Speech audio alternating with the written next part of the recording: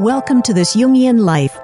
Three good friends and Jungian analysts, Lisa Marciano, Deborah Stewart, and Joseph Lee, invite you to join them for an intimate and honest conversation that brings a psychological perspective to important issues of the day. I'm Lisa Marciano, and I'm a Jungian analyst in Philadelphia. I'm Joseph Lee, and I'm a Jungian analyst in Virginia Beach, Virginia. I'm Deborah Stewart, a Jungian analyst on Cape Cod.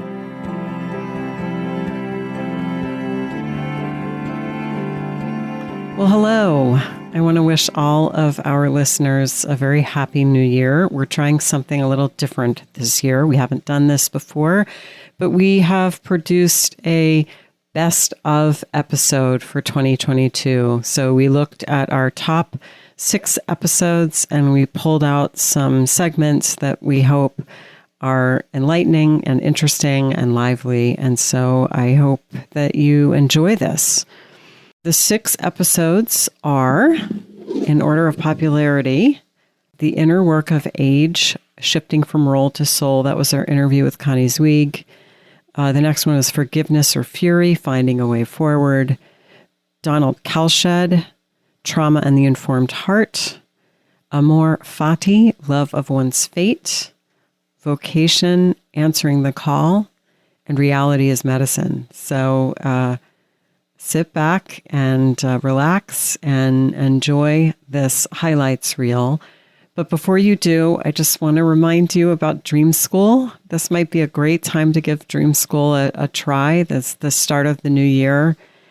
And by this time next year, you could be very adept in working with your dreams. So Dream School is our online program that teaches you how to work with your own dreams. Jung said that the purpose of analysis was to teach the analysand how to deal with his own psyche. And a big part of that was in helping people to work with their own dreams. So we feel that this is very much a mission that's in keeping with Jung's intentions. And we hope that you'll go to our website, thisjungianlife.com, and check out Dream School. So without further ado, so the first episode, like I mentioned, was our interview with Connie Zweig, who wrote the wonderful book, The Inner Work of Age, Shifting from Role to Soul. We spoke with Connie early in the year, and this episode, which was episode 197, aired on January 13th. So I hope you will enjoy.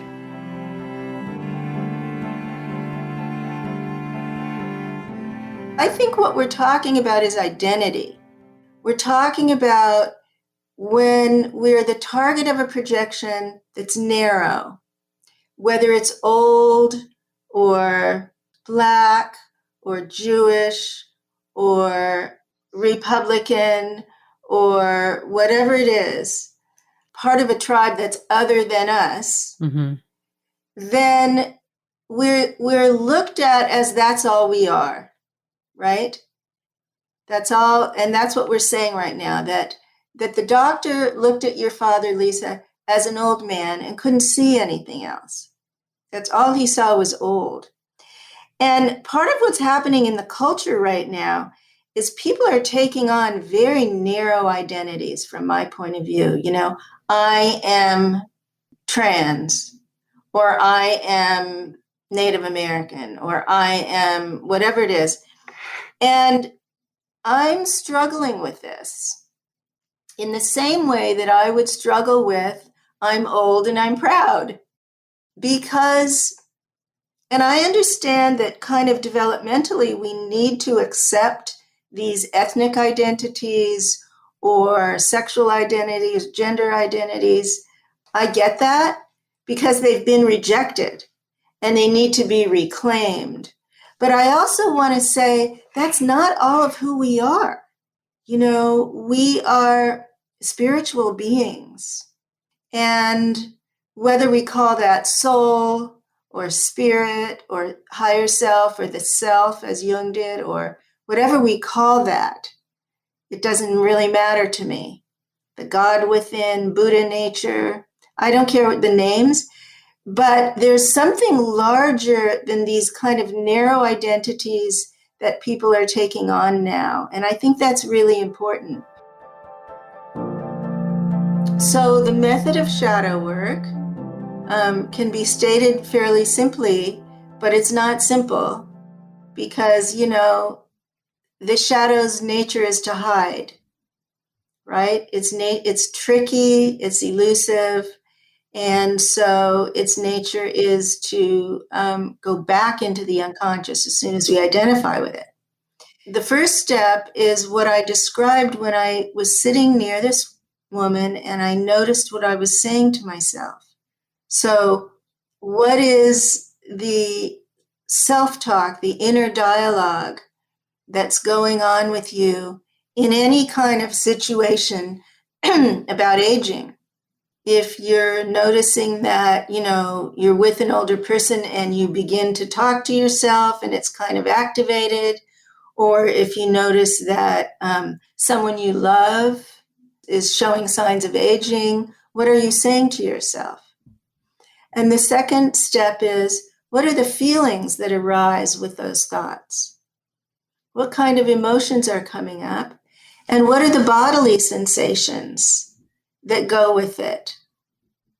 For people who are more sensate, they might notice their bodily sensations first.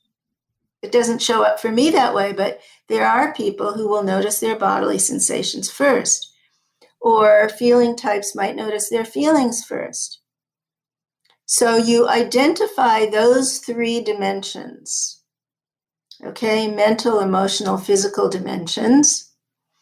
And then you have three cues that a shadow figure from the unconscious is starting to emerge into consciousness. And so as you notice that pattern, you can then see if there's an image that goes with it. What does it look like inside? And give it a name. And once you name it, like the inner ageist or the bag lady, then you have a character, a shadow figure that was previously unconscious, that's now in your awareness. So now I can work with the bag lady that was outside of my awareness before, that I was projecting unconsciously, but now I'm aware of it as a figure in my own psyche. And there are many ways to do this. People have different styles. Some people like to draw it. Some people want to dialogue with it. So you can talk to it when it comes up, and you can listen to it when it comes up and begin a dialogue. Because these shadow characters form to meet a need early in our lives. They form as protectors, and they're protecting us from something in our childhood. And then as we grow up and become adults, they sabotage us. So what was at first protecting us is now sabotaging us. So we could say, I had a very difficult grandmother who was quite cruel. And it was, I think, part of the way that I internalized ageism. And that part was protecting me. I'm not going to be like her.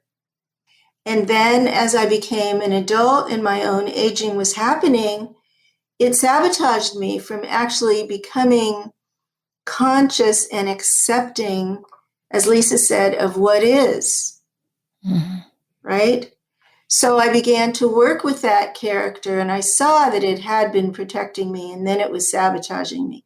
Well, what's it sabotaging me from? Something that I really value and want to experience wholeheartedly, consciously. So those are some ways of working with it. Some of my clients used to write letters to the shadow character and then from the shadow character. And so it's really like an active imagination. It's like an active, exactly. So you can work with it in many ways.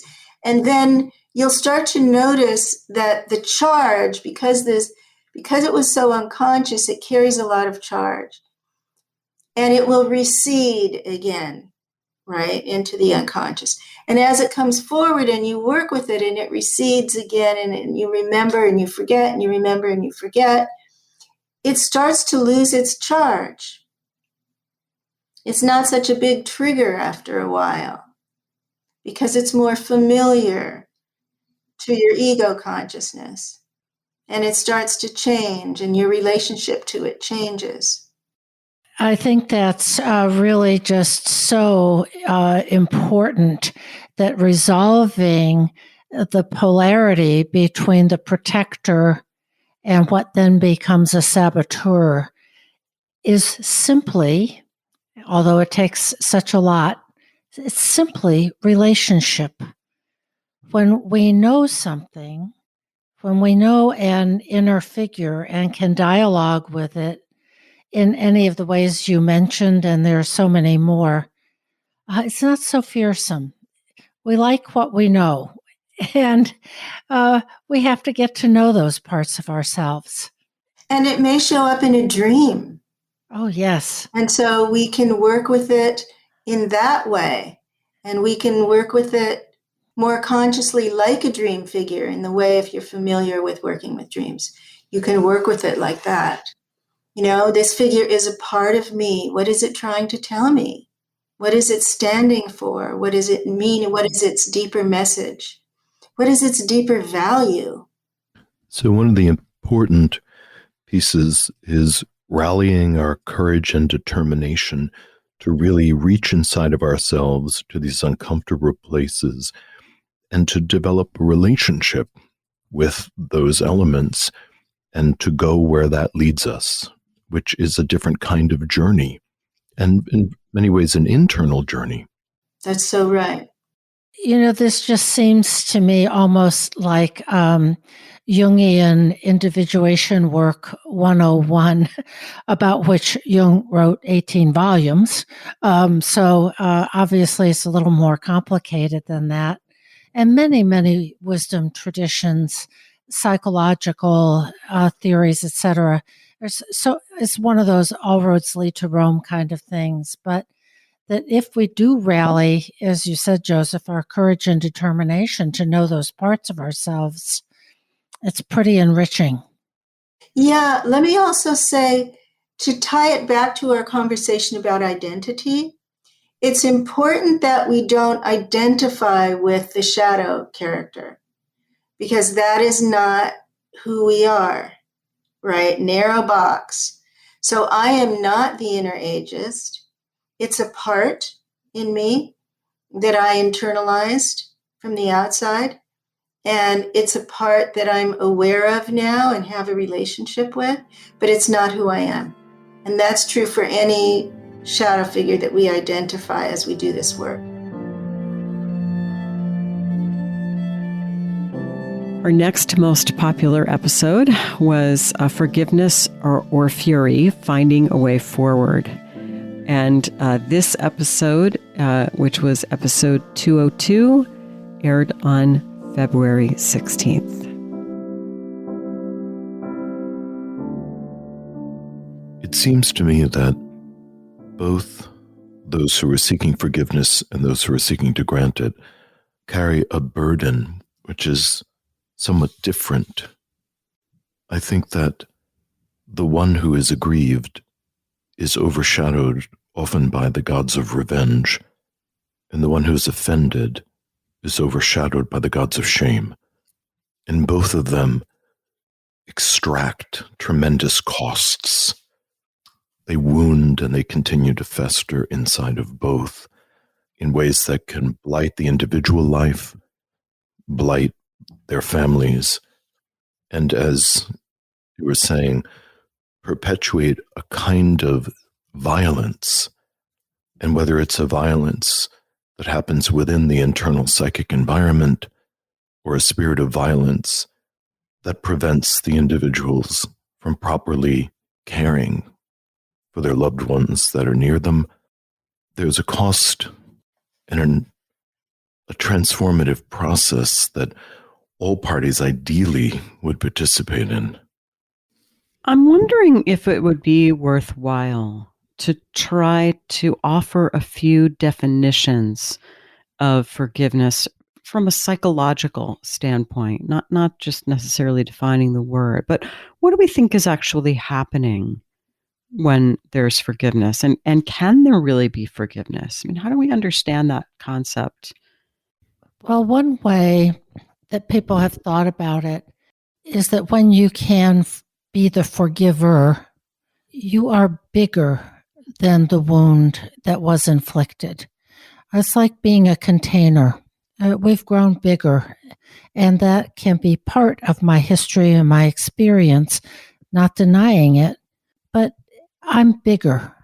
And it also, of course, has to do with qualities of the heart, of finding a way to take the anger and the revenge and so on, and somehow transmute it or redeploy it in the service of recognizing the other person's humanity.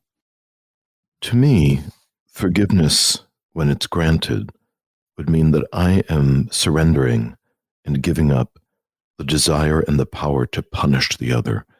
And that release of righteous anger then allows so many other nuances in my own personality to have a voice in the wound, to have a voice in the vision of reparation.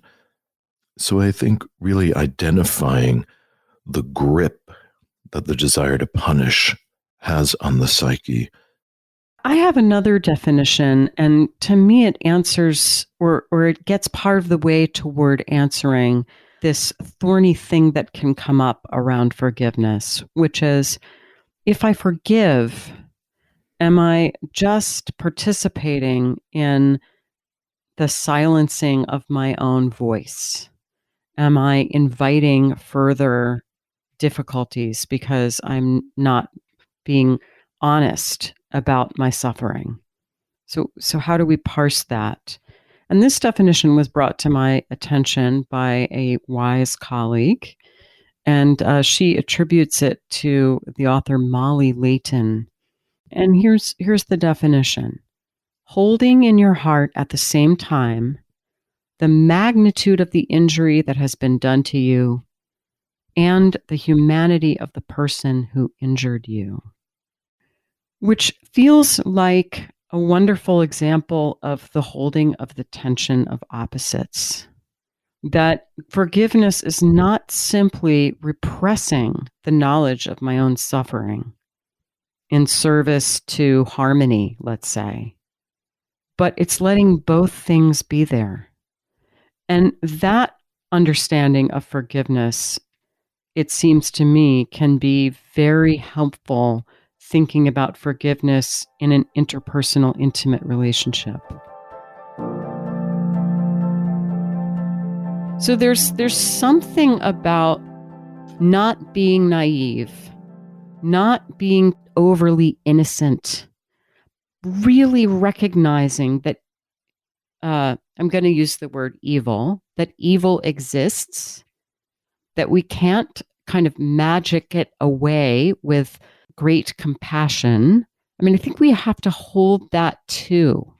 It sounds like we need a combination of understanding and wisdom. As you were telling the story, it seemed like the forgiveness rose naturally as the outcome of enlarging her understanding of the offending party, being able to place it in a more sophisticated psychological language, and also a need to be wise in the future, to not underappreciate these psychological tensions and predispositions, so we can let go of our desire to punish the other and still make sure that we're managing our relationship to the reality of the other. We have to not give up our ability to protect ourselves even as we forgive. I'm thinking in this context about how these interactions gave this woman a very difficult lesson in recognizing her own shadow. And that is what all of these kinds of injuries, betrayals, and other kinds of unfair wounds can give us. It is, in this case, perhaps for her, a recognition that she had been naive.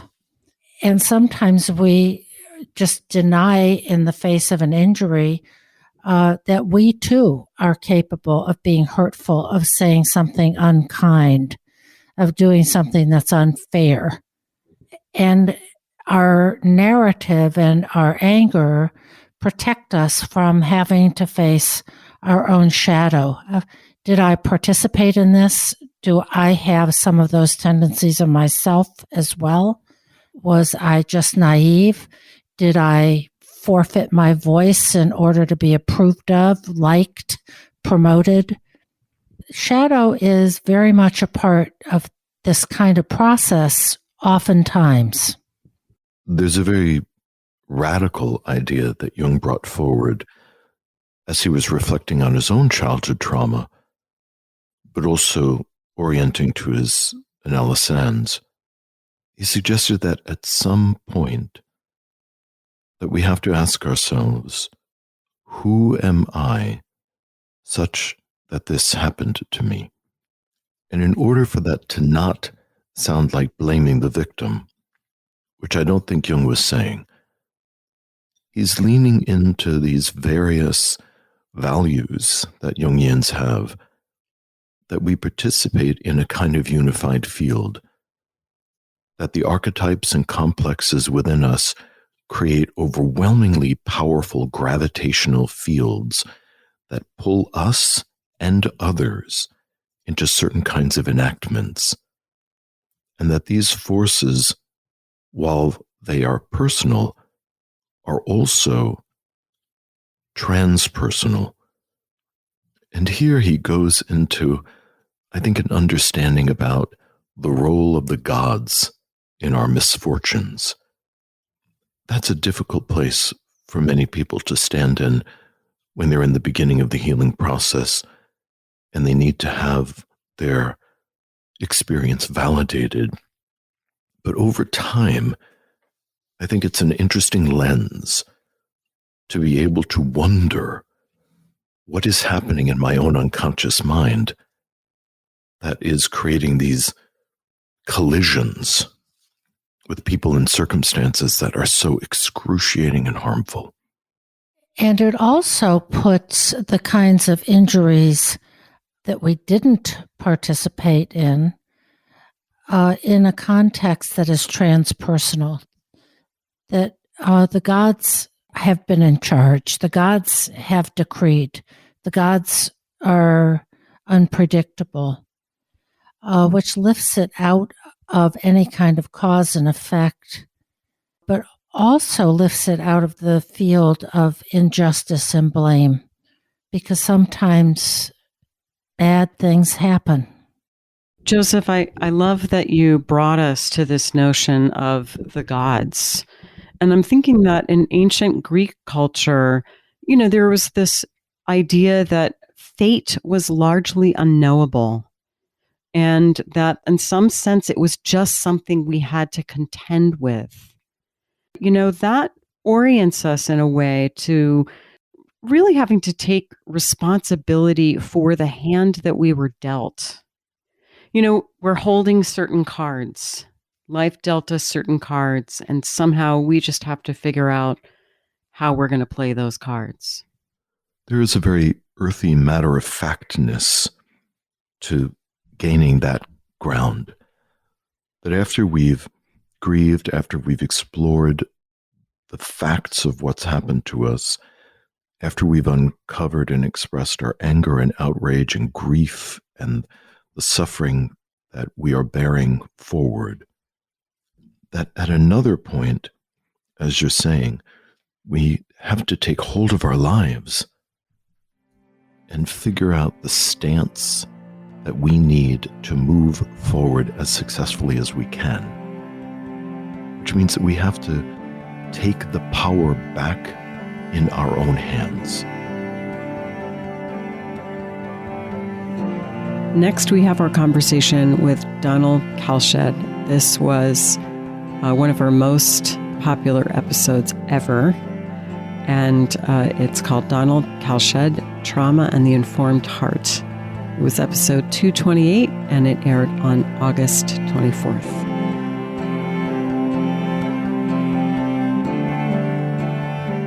Your book was just out, The Inner World of Trauma, and it was just monumental for me of that this was it. This was the understanding that I had been looking for. So now you have a second book and a third book on the way, and let's talk about trauma and your understanding of it that so revolutionized the field. Well, thanks, Deb. The first book, The Inner World of Trauma, was written in 1996 by Routledge and published by Routledge.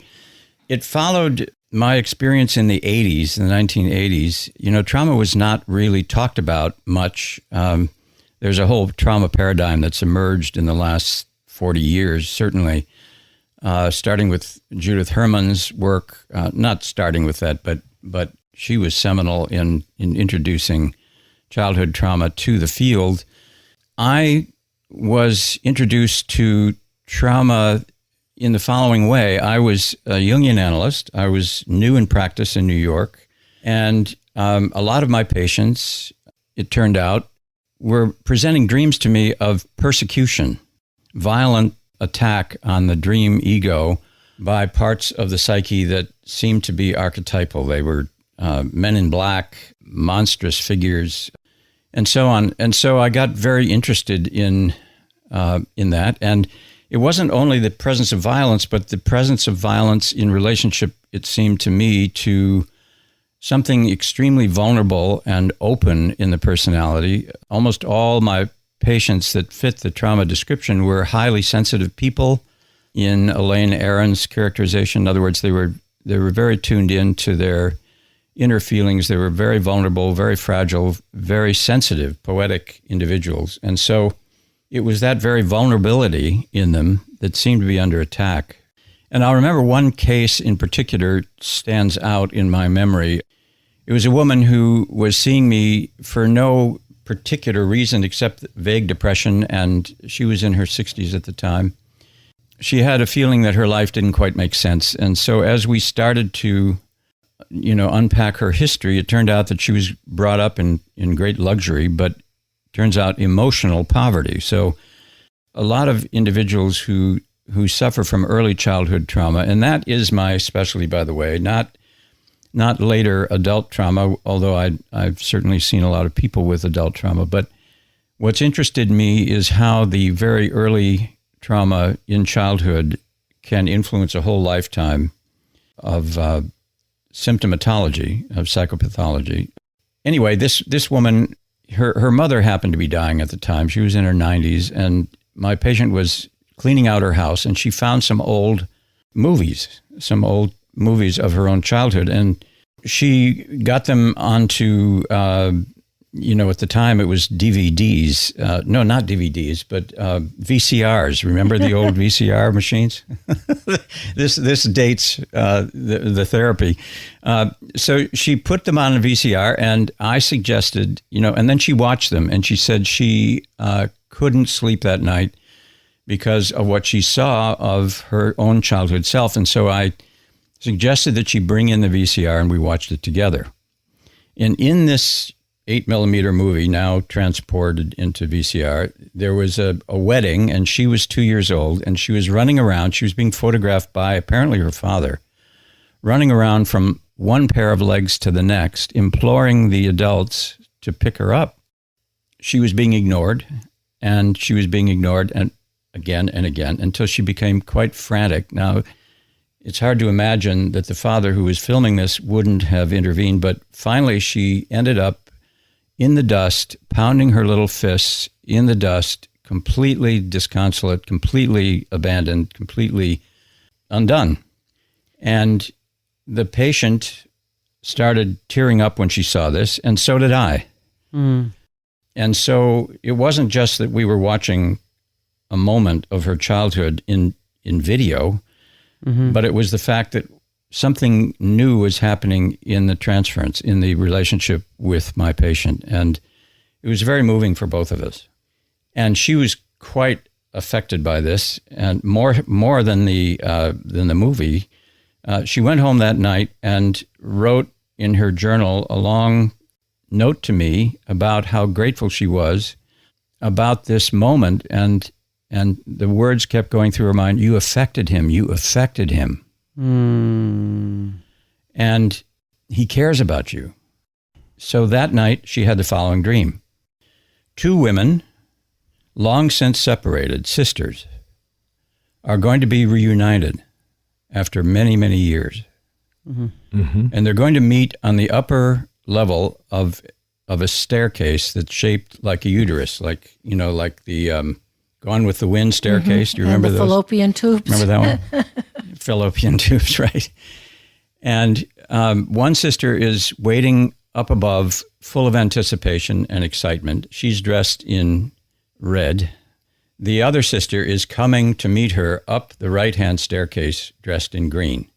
As the second sister approaches up the staircase, a man parts a curtain, a man dressed in black, brings out a shotgun, blows her away in the face, and she tumbles down the stairs, red and green, red and green, red and green.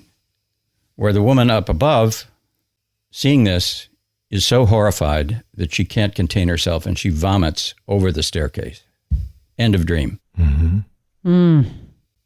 Now, I had a lot of trouble putting that dream together with my classical Jungian training. Sure. Because I had always understood that parts of the psyche, they may come up in conflict with each other in dreams, but generally the understanding was that the psyche wanted to integrate, that parts of the psyche wanted to pull together and integrate to create a greater sense of wholeness. And this was clearly not the case in this dream. It was clear that one part of the psyche was an anti-life force.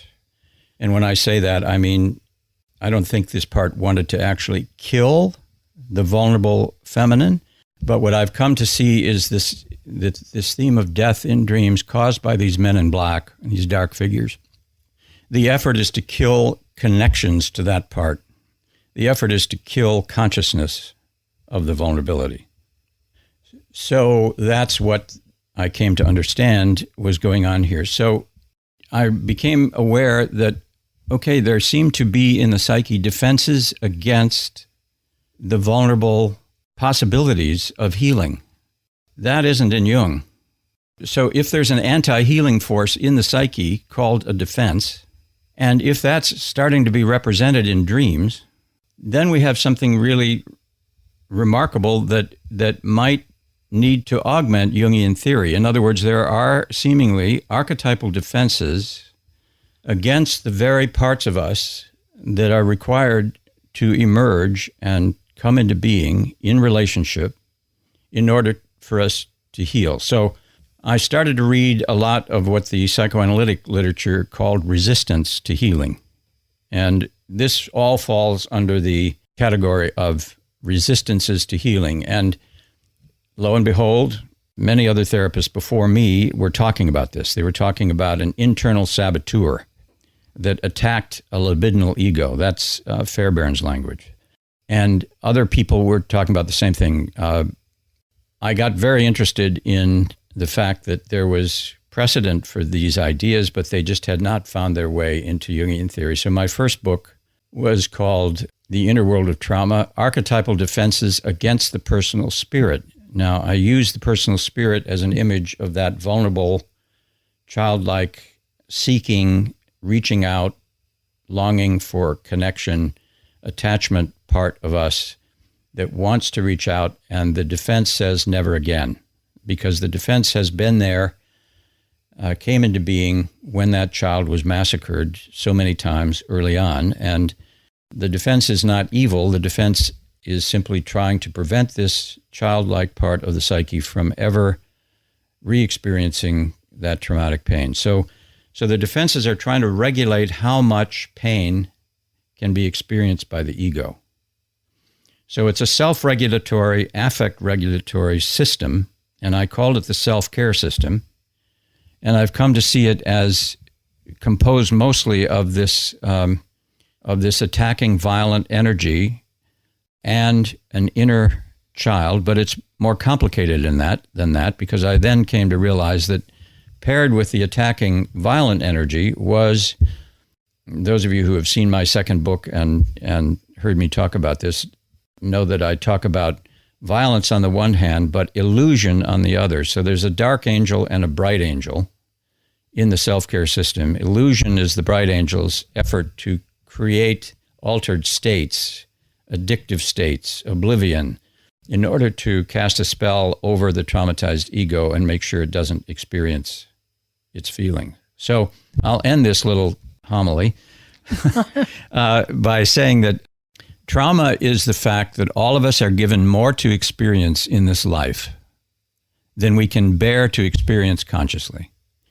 Now, that's on a spectrum, right? I mean, some of us are given more to experience than we can bear to even entertain at all in consciousness. So when the unmetabolizable, unbearable pain is experienced in early childhood, what we discover is that very primitive archetypal defenses emerge to prevent this experience from being experienced. Okay, now how do you prevent experience from being experienced by a child?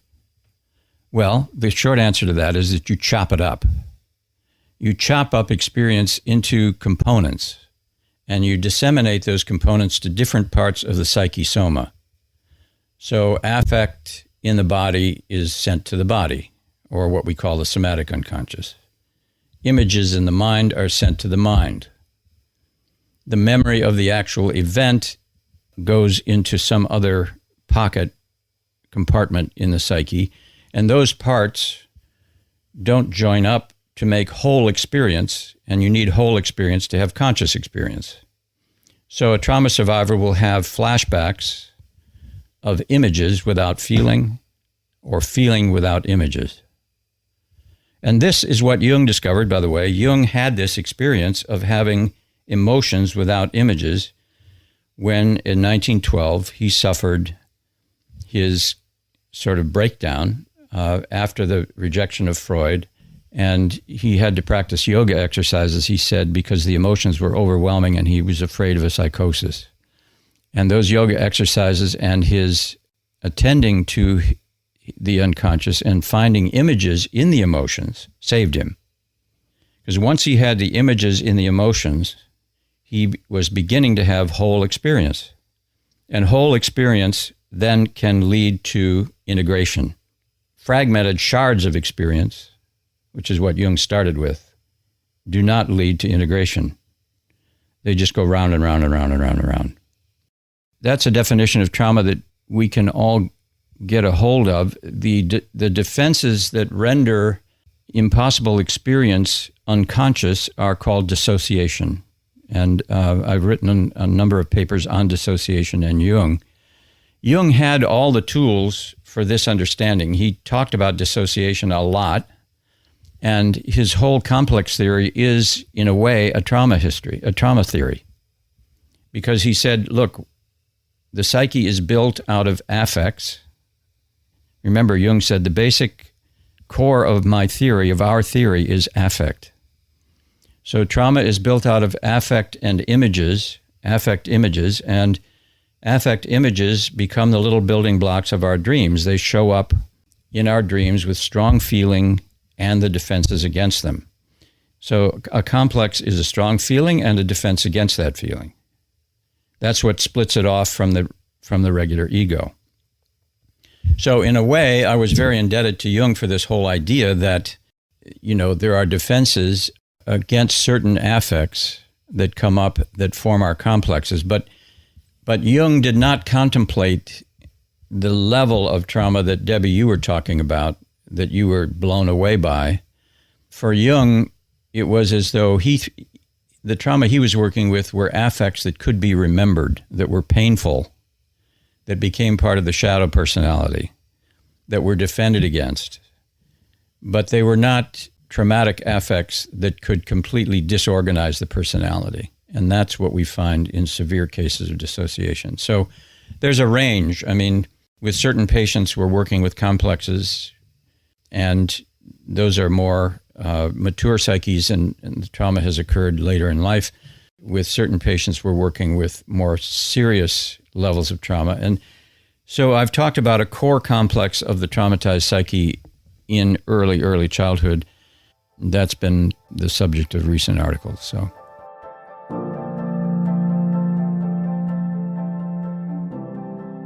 In this topic of how important the relationship between the analyst and the analysand is, being a psychopomp, validating and introducing themselves to their own history and inviting affect to come back, I was struck by your first story when you were moved to tears by what your client had said. And I was thinking of a story that Marion Woodman used to tell, that she had been in an analysis for quite some time, and she thought it was going well enough. And then one day she came into her analysis to say that her dog had died, her pet had died, and she just had no affect around it. And her analyst began to sob, just sob almost uncontrollably. And when he could kind of catch his breath, he said that this was your soul pet. And at that point, Marion's this enormous repressed affect kind of volcanically rose up in her. And she says that that actually was the first day of her analysis. That's where it began. And so I thought maybe we could talk more about this process of the analyst participating in the affective field so poignantly, because I think there are many different clinical models and clinical ideas about what analysts should or shouldn't evidence during a session. Oh, that's such a great point, Joseph. Let's talk about that, because those are extremely moving moments, right? And as a matter of fact, I don't know how that moment was described by Marion, but it wouldn't surprise me if the word numinous came in there. And this will give me a segue into how I happened to write my second book, because trauma is an injury to the capacity to feel. That's maybe the most important sentence I will say today. As a matter of fact, Henry Russell, who was an analyst in Boston, used to say that all psychopathology that comes to me for attention is the scar tissue of the injury of the capacity to feel. Now, what does that mean? That means that our feelings are the important parts of our own evolution and development that must be honored, echoed, developed. You know, the buzzword in the field is affect tolerance, affect competence, emotional intelligence. All of these things try to get at the fact that the trauma is an injury to the capacity to feel. Well, what that means is defenses come in to cut us off from our feelings so that the injury is not repeated.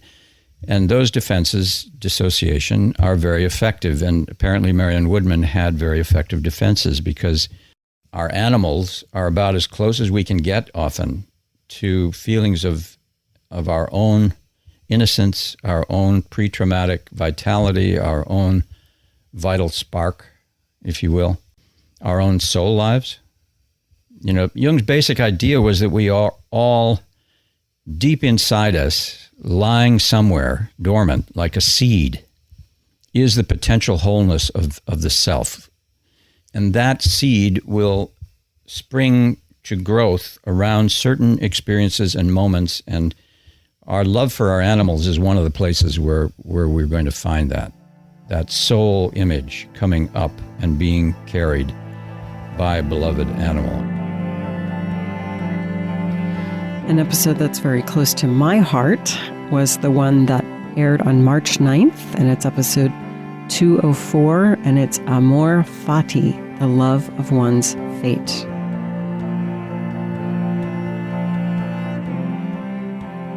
Today we're going to talk about Amor Fati, which is a concept that was present in Nietzsche's writing.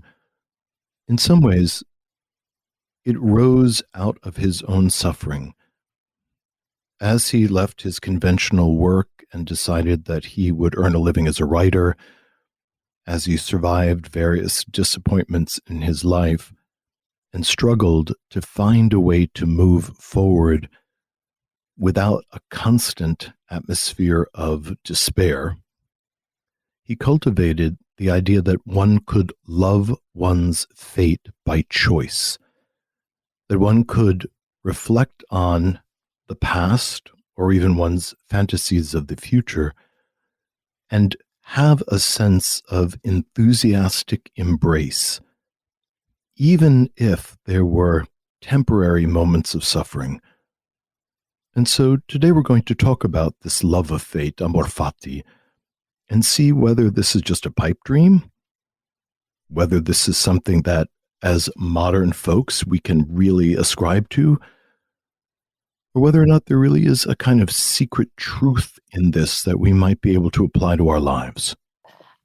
Nietzsche's ideas about Amor Fati also have a very deep taproot into ancient times and what the Greeks were very familiar with in their mythology and kind of conception of life.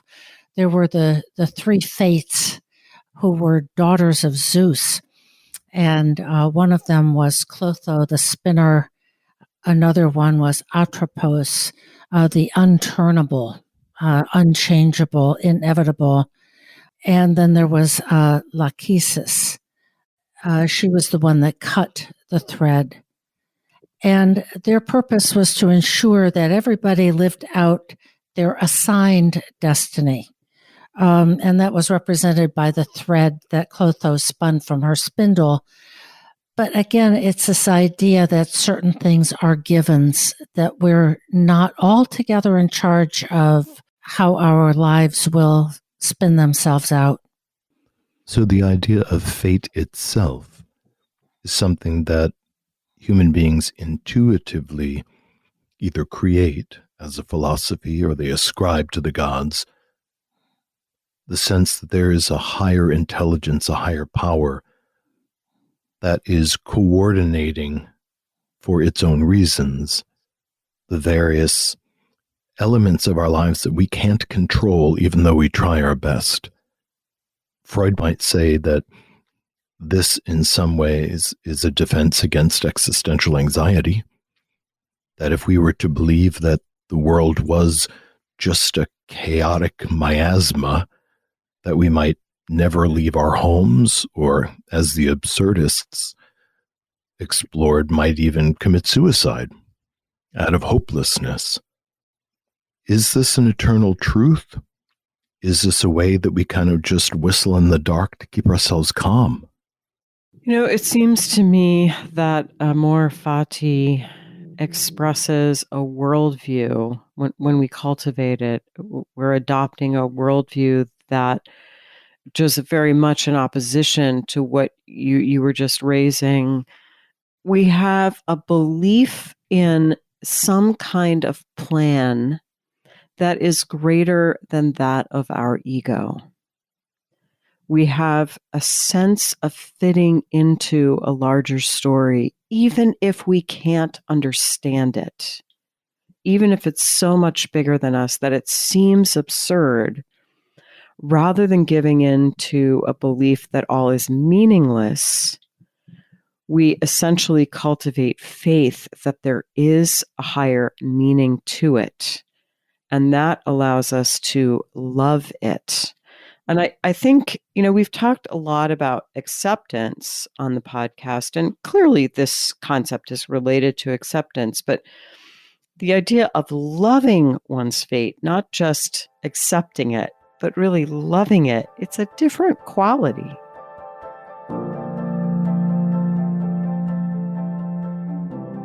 I think this concept matters to us as Jungians, and it matters clinically because it relates very much to meaning making. And of course, Jung understood that much suffering that brought people into analysis had to do with a lack of meaning. And when the vicissitudes of life feel just cruel and wanton, it's very hard to find them meaningful. But when we love our fate, that is essentially a critical part of meaning making. And I think a love of one's fate means falling in love with your own life, with the particular version of yourself and your life that has come into being in three-dimensional time and space, to love your life as it is, not as you wish it to be. And it's the great yes to our life, as Nietzsche spoke about. I think what I am thinking about is the extent to which an appreciation for beauty, a sense of gratitude, of things that we're all familiar with and that are available to us just as human beings, is that enough to enable us to reach beyond ourselves and affirm our lives as they are? Or do we need to do what Jung so repeatedly advocated for, which is to engage in a real confrontation with the unconscious and come to a conscious realization of the opposites in ourselves? Is this a path of individuation in which we realize that our egos are not the end-all be-all of our existence? Well, I think the idea of Amor Fati is very much related to individuation. And I have a quote of Jung's that I feel sort of dips into that. He writes, this is in his Zarathustra lectures. He says, if you fulfill the pattern that is peculiar to yourself, you have loved yourself. You have accumulated and have abundance. You bestow virtue then because you have luster. You radiate from your abundance, something overflows. But if you hate and despise yourself, if you have not accepted your pattern, then there are hungry animals, prowling cats and other beasts and vermin in your constitution, which get at your neighbors like flies in order to satisfy the appetites which you have failed to satisfy. Therefore, Nietzsche says to those people who have not fulfilled their individual pattern that the bestowing soul is lacking. There is no radiation, no real warmth. There is hunger and secret stealing. So, I like this idea about fulfilling the pattern that is particular to ourselves and how that is equated with a kind of self-love. And I think very much that fulfilling our pattern is a nice phrase that encompasses the essence of individuation. So to love one's own essential nature, and perhaps to love the essential and authentic nature of other people, is a way of loving one's fate, in so much as what looks like fate emerging around us is constellated by the psyche and by the unconscious, that there is no actual clean demarcation between the inner condition and the outer world. Mm-hmm. That when we think about Jung's synchronicity, we posit there is a unified field, and that phenomena is emerging simultaneously within us and around us. Next up, we have some excerpts from our May 11th podcast, episode number 213. Another really popular one that we got a lot of comments on is Vocation, Answering the Call.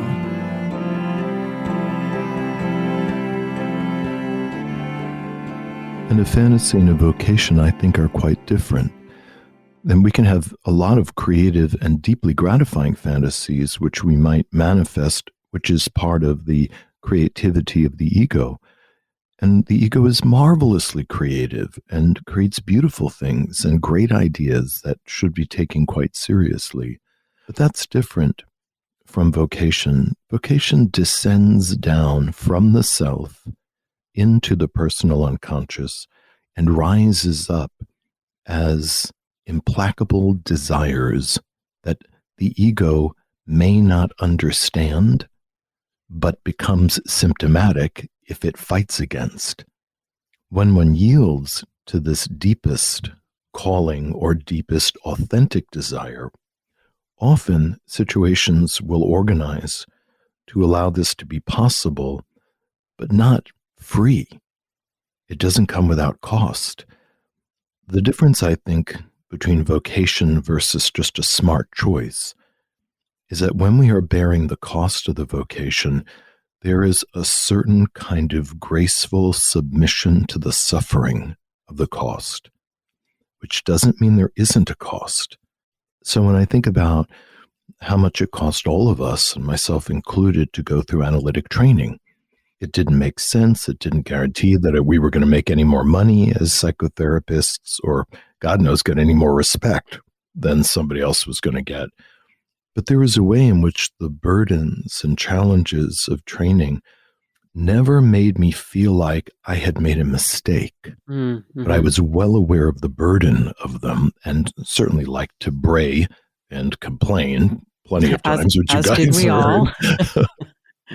But the idea of just walking away, or the idea that I had just screwed up and needed to tank all of this and try something again, that never felt like the right thing, and nor was it something that I did. I'm thinking about my own midlife crisis of having 4 years, worked in administrative and good straight line conventional kinds of jobs at educational institutions, hospitals and stuff, and wanting to become a therapist. And it wasn't realistic and it wasn't practical. And I was getting into my late 40s, feeling like it was just too late. It was just too late. And I remember having a conversation with someone and saying, I know, but then, but I'm going to be 50. And the person said this wonderful thing to me. She said, well, you're going to be 50 anyway. Mm-hmm. and somehow that broke through everything. And I went back to social work school to become a therapist. And I was with people that were literally young enough to be my sons and daughters.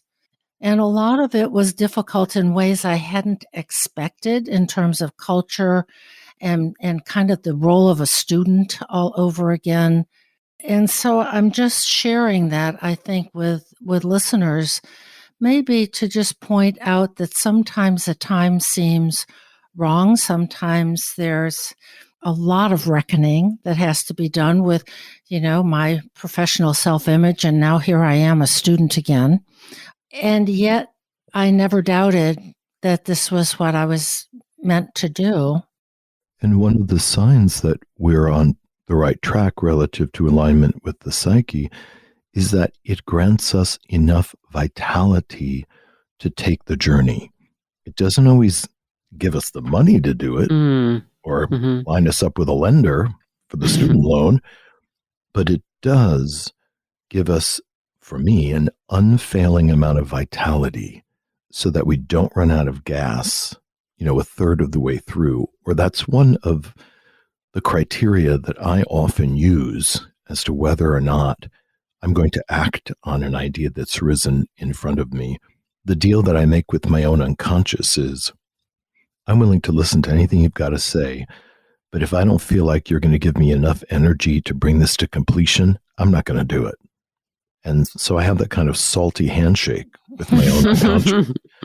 But it's proven to be much more effective than just running off on a whim, which I would certainly do and did do in my early 20s.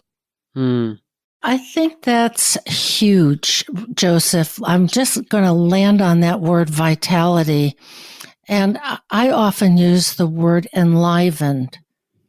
And that sense of it's meaningful, I'm into it, I'm struggling with it, I'm turned on by it. It comes in lots of different shades of feeling and meaning, but that sense of knowing that it has life in it, it is critical.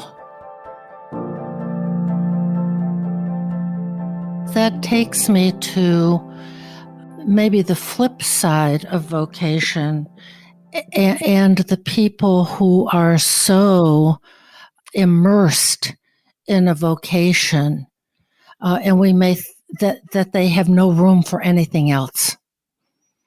And there are lots of stories about people like Eleanor Roosevelt, for example, who was pretty much an unloved child and became an astonishing and devoted first lady.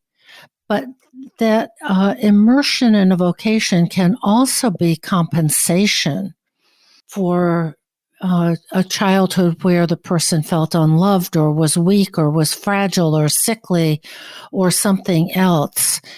And so it's important to think about that too, of one's own wholeness versus, in today's parlance, being a workaholic. That is not devotion. That's a kind of addiction. And it may be compensation for feeling like, I have to earn my way. I'm not enough as in who I am unless I am, fill in the blank in terms of work in the world. And Freud noticed this as well, that if the life force, if the libido is blocked in a certain direction as a way of surviving and even defending against grief, frustration, and anxiety, somewhere deep in the ego, this capacity to redirect the pipe of energy into something else. So if one, for instance, is unable to bear children, although one wants them, where can all of that drive and energy show up and be used so that we have a sense of being freed from the longing, from the ache for the unachievable goal?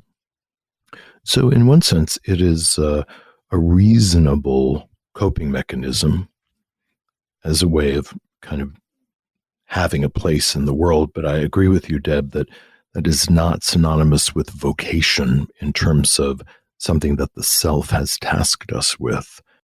If the ego is in service to the psyche passes the libidinized image to the waking personality, and then the waking personality is charged with making the plan. Yes. To bring this forward, and making a plan which includes the sacrifices necessary to create the best conditions for this to happen is a skill set, is a strategic accommodation with reality. And I'll speak a little bit about my own experience. I was in my senior year of college. I know I've told this story in the podcast before. Taking a class in Introduction to Theories of Personality, I came across Jung's writings for the first time. It just lit me up. And I had this absolute certainty, I will be a Jungian analyst one day. I don't know when that's going to happen, but I have a certainty that that will happen.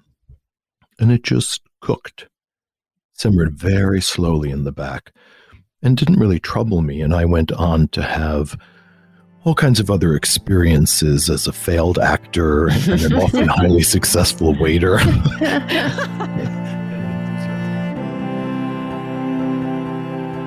And finally, we have some excerpts from our February 1st episode, which was episode 200, and it is Reality as Medicine.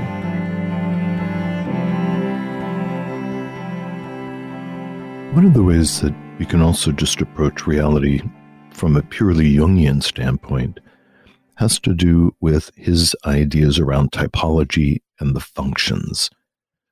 Because the reality principle always involves the ego and its ability to navigate sense impressions and make sense of them. So Jung talked about thinking, feeling, sensing, and intuition, and how that plays out in object relations. And object relations are just as it sounds like, that I'm standing over here and I'm perceiving various objects around me, which actually could be inner images or something I can pick up in my hand, and I relate to these things. So the thinking function helps us know what a thing is, helps us name it and link it to other things. That's one level of reality which can function well or poorly, by the way. Feelings give us a sense of the value of reality, the value of the thing that we're perceiving. Sensation is all the facts that are available to the senses.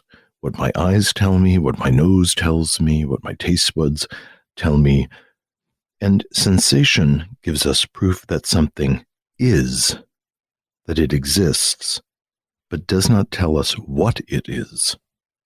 And then finally, intuition gives us a sense of the reality of where something is going, its possibilities, without necessarily conscious proof. So intuition is the trickiest of the three as to where we're orienting around the stuff we're picking up on. So each person tends to have a dominant and well-developed function. The functions that are poorly developed or undeveloped are the ones that are most influenced by the unconscious.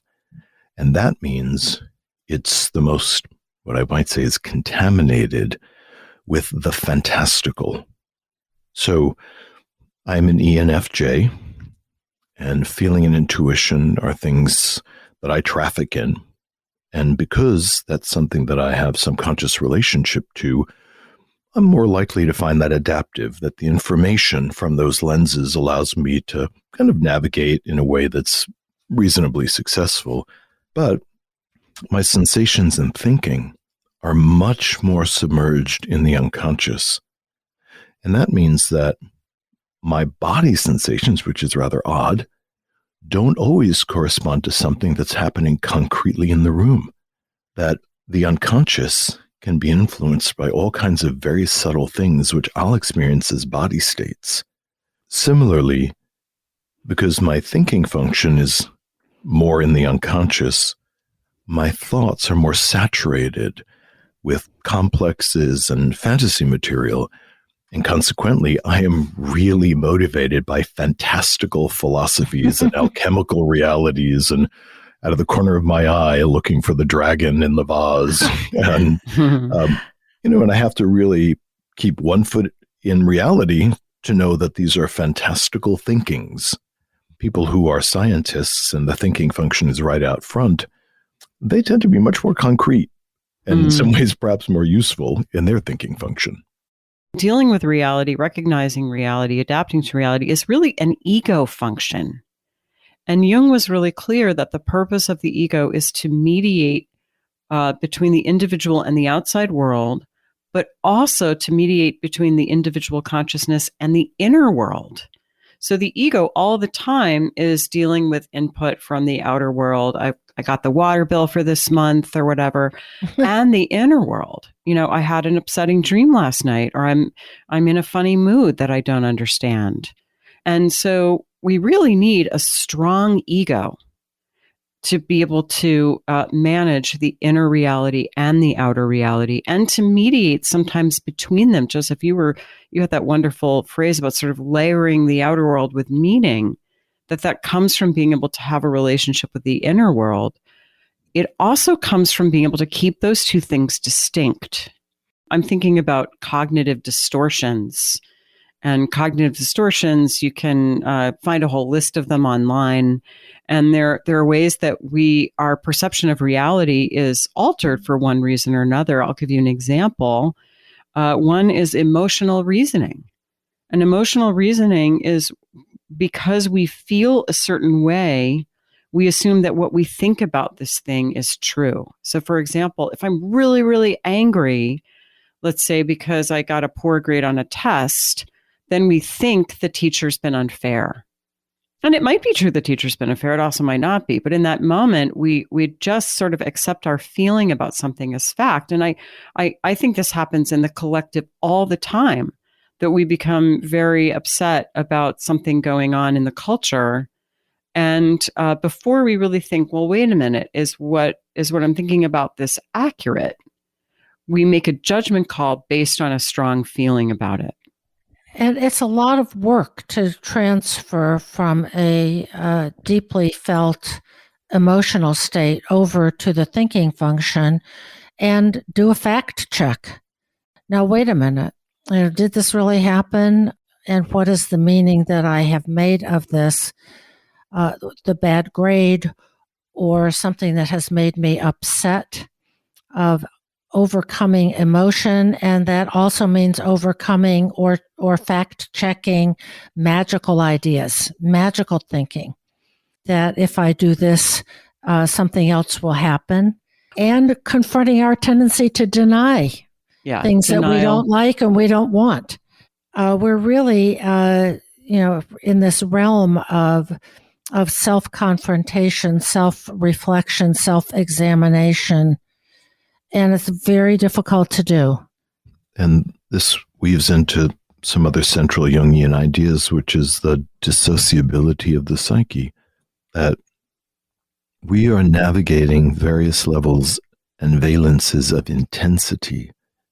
And depending on both our physical bodies and what they can or cannot bear, as well as you'd said, the philosophic or cognitive frames that give us more or less functionality, we move towards an objective position or we move away from it.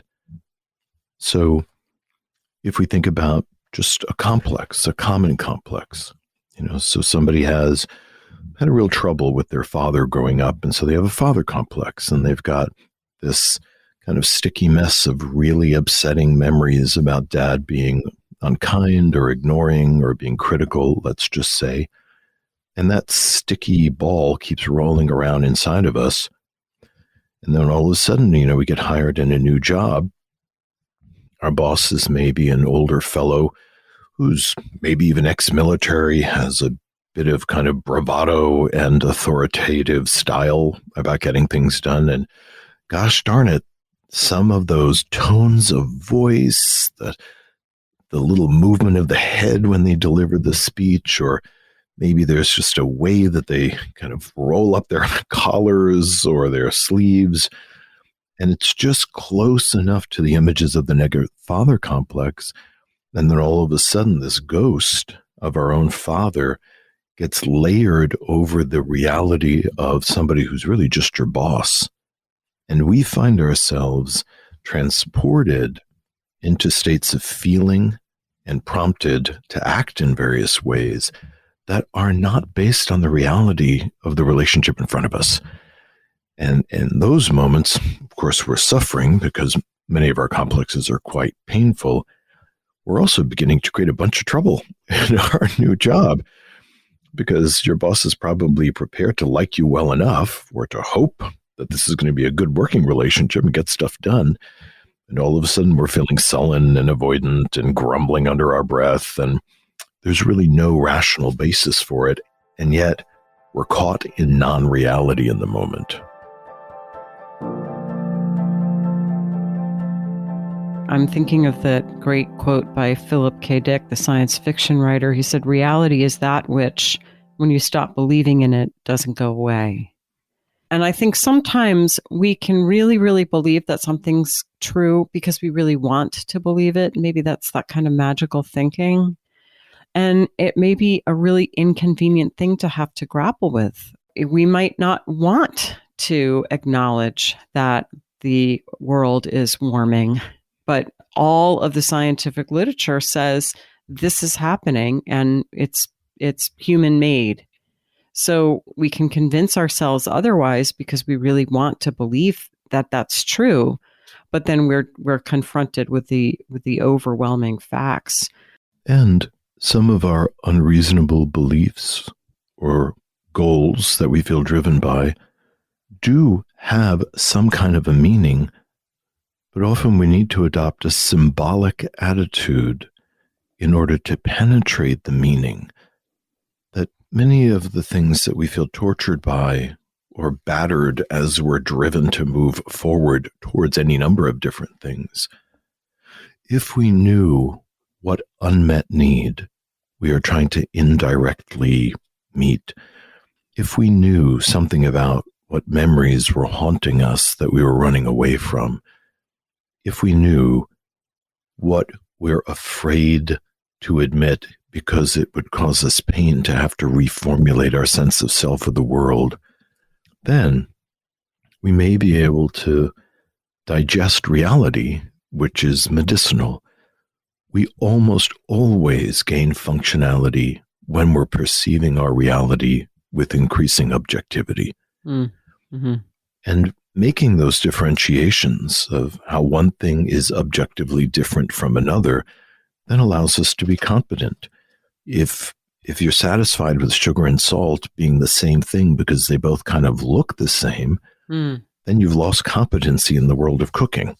And you kind of have to own, well, despite the fact that I think they should be the same thing because they're white, I actually have to add another layer of information so that I can exercise more competence. Yeah, I would hate to have a birthday cake where the cook had substituted salt for sugar. That's a difficult and incredibly important task, the task of developing and observing ego. And I often think of it, especially since it's playoffs in the football season, as the difference between being on the playing field versus up in the skybox.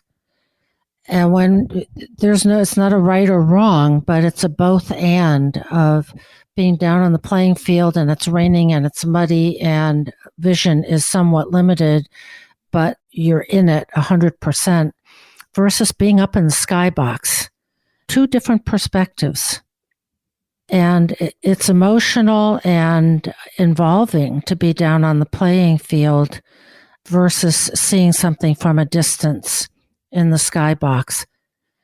Can we have both? Defenses get a bad rap, but they're necessary. We couldn't function if we didn't have defenses. But they can get in the way of adaptation and functioning when they disconnect us too much from reality.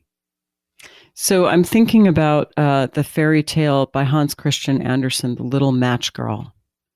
And the story was that she was desperately poor and she was sent out to sell matches on Christmas Eve, and it was bitter cold. And if she didn't sell the matches, her father would beat her. And so this is a person whose life was very, very hard. And it's really a story of her engaging in fantasy because she would light the matches for a little bit of warmth, which is such a poignant image because a single match does not give a lot of warmth. But she would light the matches for warmth. And as she lit them, she would have these beautiful fantasies of rich things to eat and being part of a worm family and presents under the Christmas tree. And she would continually light these matches, which is a real image of psychic impoverishment too, because each time she lit a match, she got to partake in this beautiful fantasy. But that was another potential source of money that was extinguished. So, and eventually, I believe the story ends with her freezing to death. And it may be that if we're really and truly in a position like the little match girl, where there's kind of no way out, fantasy might serve to protect us and make things a little bit more bearable. I'm thinking of the film Life is Beautiful, which is all about shoring up a fantasy in the face of just horrifying reality, if you remember that film. And that can be adaptive. I mean, I think the film shows that fantasy like that can absolutely have an adaptive function. But if our life is not quite as grim as either the little boy in Roberto Benigni's movie or as the little match girl, it would be better if we woke up and said, wow, it's really cold out. I better see if I can find a warm place. Otherwise, I'm going to get frostbite. So one of the pieces of medicine around this is for people to begin to do dream work, by the way, so that they can begin to appreciate these beautiful self-generated symbols, some of which are exalting and moving in much the same way that perhaps religious symbolism is, and to be able to take an interest in that internal world has the potential to right the relationship between the ego and the self. And that can give us the resilience that we need in waking consciousness to let go of some of the defenses that we have relied on because we thought we couldn't tolerate reality. So the self helps us tolerate reality, and therefore at least gives us the opportunity to become increasingly adaptive. I think I just want to really highlight what you said about dreams and going into our internal world. Jung says symbols, these kinds of beliefs, passions, feelings, they take place out there in the collective, and they take place in our internal world. So we see them in mythologies and religions out there, but it is exactly the same process inside, in the unconscious, in our dreaming life. And that this happens to us is simply part of the human psyche. And if we can go into our own internal world, where these things happen to us every single night in our dreams, and reflect on them, it can ground us in our own internal reality, especially if we can work with dreams and then do what I said earlier from Jung about then translate it into consciousness, extract the meaning from your own symbol system and bring it into awareness. It's available. You're here, we're here every night, and that our personal world affects the macro and our conscious life if we can knit those two elements together. We hope you've enjoyed this highlights episode. We hope you'll let us know if you did. Maybe it will become a yearly thing. And in the meantime, we wish you a very happy new year.